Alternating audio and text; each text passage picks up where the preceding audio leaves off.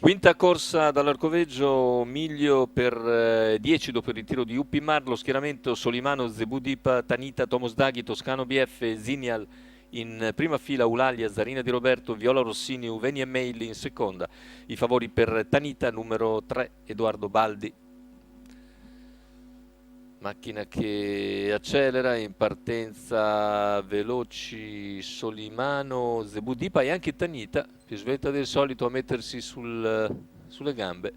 Solimano cerca di mantenere il vantaggio della corda, Zebudipa non riesce a serrare sotto, Tanita per il momento rimane lì, in partita molto bene Viola Orsini invece che va in seconda posizione in corda, mentre in terza ripiega Zebudipa e rimane all'esterno Tanita.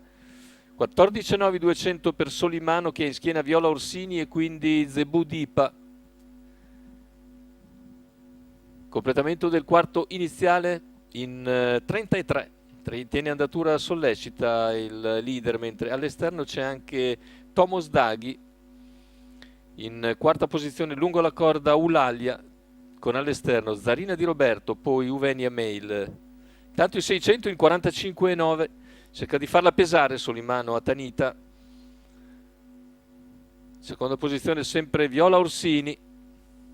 Poi al largo Tanita e Tomos Daghi in coppia, seguiti da Zarina Di Roberto che però per il momento non tiene il contatto e potrebbe subire Eulalia che infatti esce all'esterno sulla piegata.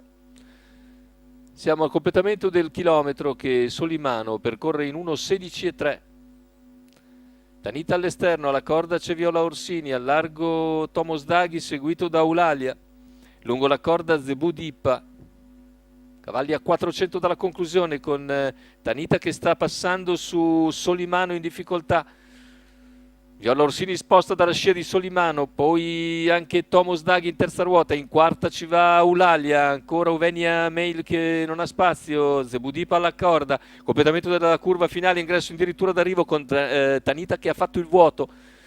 Netto margine di vantaggio per Tanita, ultimi 100 metri di gara, finisce bene a centropista Eulalia che fa su il secondo posto, mentre per il terzo è il numero 4 Tomos Daghi che precede probabilmente Uvenia Mail che trova tardi lo spazio per correre. 1,15 netto e terza consecutiva per Tanita. Edoardo Baldi in sediola, oggi se l'è guadagnata tutta ancora con un percorso scoperto all'esterno. Tanita ed Edoardo Baldi, 1,49 la quota al totalizzatore.